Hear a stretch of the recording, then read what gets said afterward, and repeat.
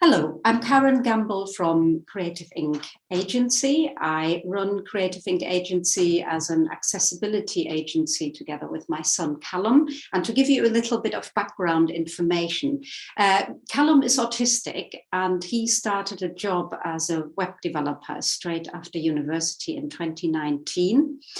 He found that his employer was not willing to make any reasonable adjustments to accommodate his autism, and so he had to leave after 3 weeks. Now, this made us sort of see it more as a positive opportunity than a setback. And we started our own business, and we wanted to show people by good example how autistic people could work absolutely fantastically, how different thinkers were beneficial for business.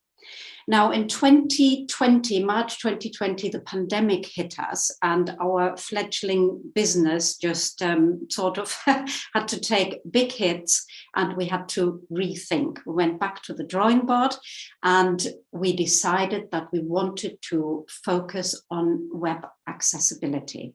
Web accessibility is where you design and develop digital platforms so that they can be used by all users, including people with different access needs, such as the disabled and impaired.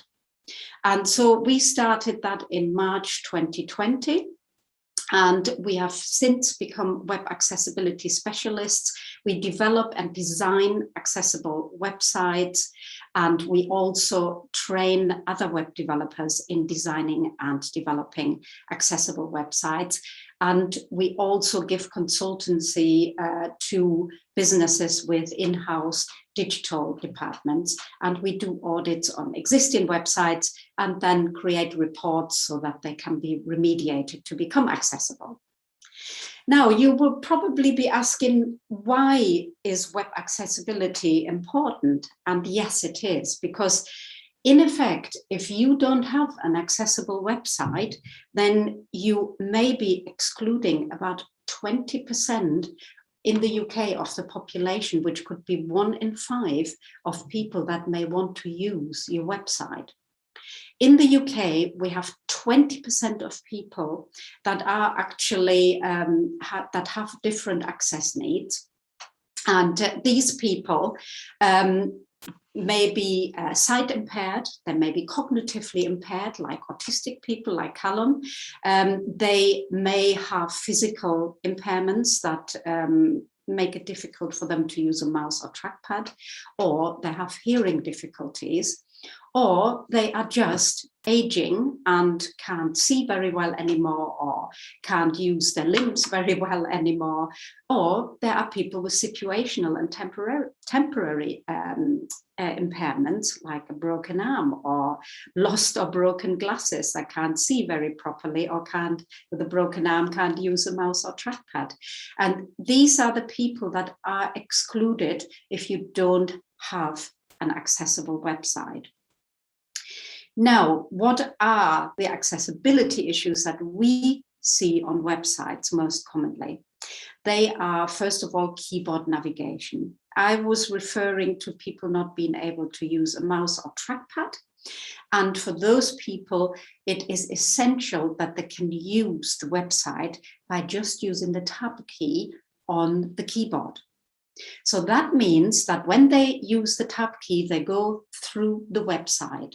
And you can always see at all times where they are, because the sections of the website, text, buttons, links, anything is highlighted all the time, and they know where they are.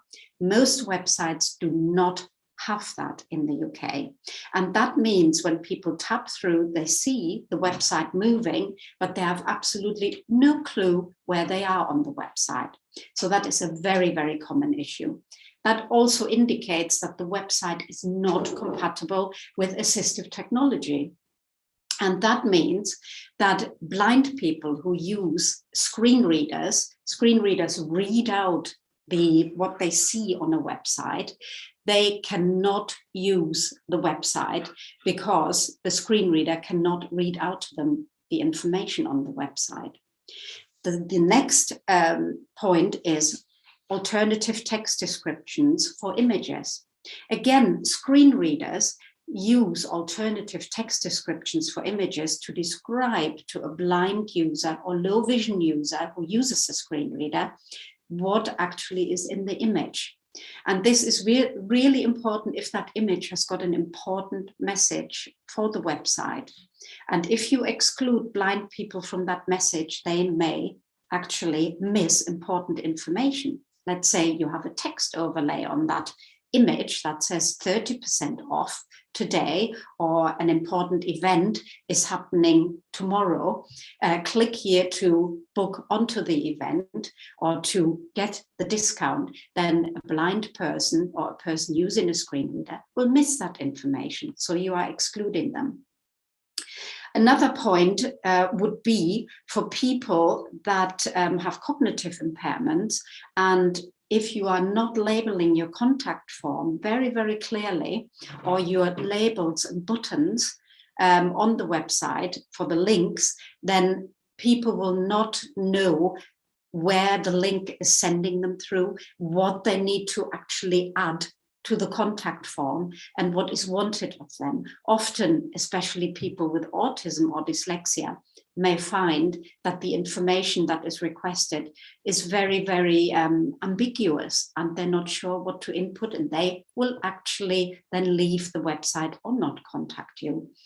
Another big point here is if you have a website with text, break the text down as much as you can, because people who cannot read a lot of text, like dyslexic people, autistic people, it has to be made sure that the text is broken down and in a font type and font size that is easily readable. So these, I would say, are the most common issues. Also, videos need to have captions so that people with hearing difficulties can access them. Do not just give telephone contact details on your website, again, for people with hearing difficulties or speech impediments, just to give you an idea. Now, the top tips where you can actually check whether your website is accessible. First of all, just use the tab key on your keyboard and go through your website. Now, is it highlighted? Are the sections highlighted? Can you see at all times where you are or not? So if not, then you have to contact your web developer and ask him or her to fix that for you. It is not a big job.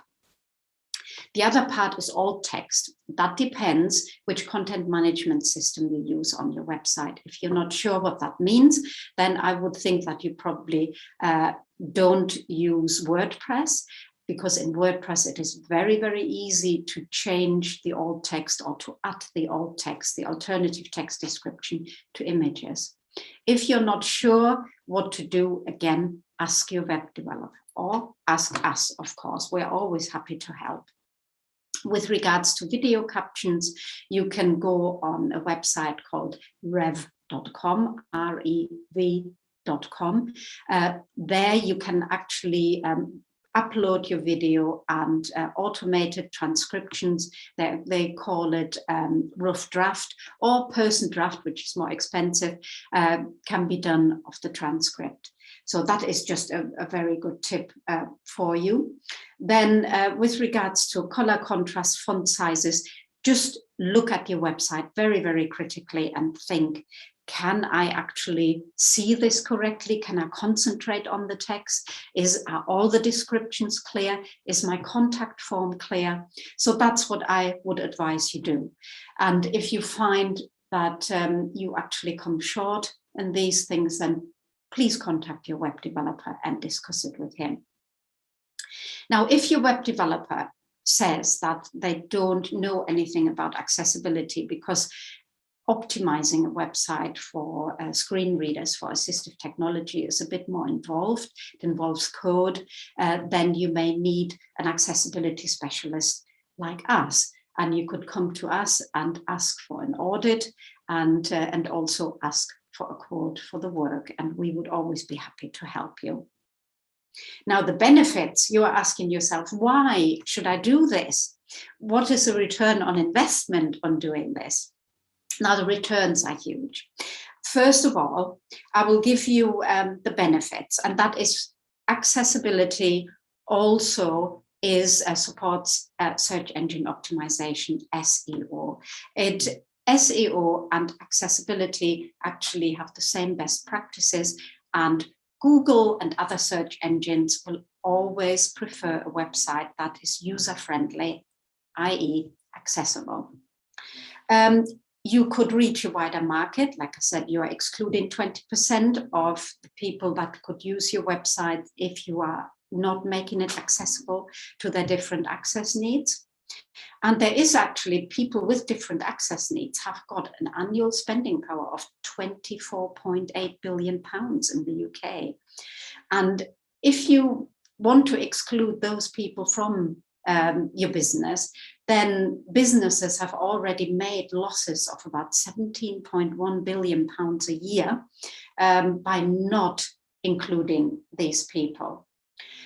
Scope and the BBC have done reports on the spending power of the purple pound, which is the spending power of people with disabilities, their family and friends. And that has been measured in 2017 at £249 billion a year. That is in general, that is not just online spending in the UK by the BBC. And Scope have measured that more recently at £274 billion a year.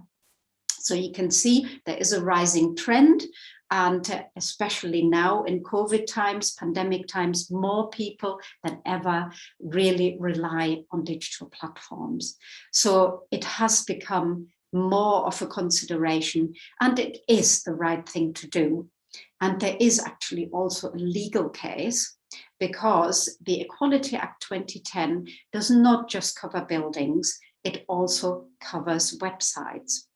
If you don't have an accessible website, it's equivalent to erecting an obstacle course in front of your shop door or your business door, and only letting in the people that can complete the obstacle course. So only the fittest, the smartest, and the youngest will get through. And I think you can see that that is perhaps not the right thing to do. Now, I'll leave you here with a little bit of a return on investment impression, because 3 really big companies in the UK, or institutions, shall I say, have implemented accessibility and have had huge returns on investment. My first case study is the NHS. And they had, since they've made their web platforms accessible, a 75% increase in daily users. The next case study is Legal & General, the big insurance company. They have had a 50% increase in search traffic since they've made their platform accessible. And they had site maintenance service savings of £200,000 a year. And also, they had 100% return on investment in just 12 months.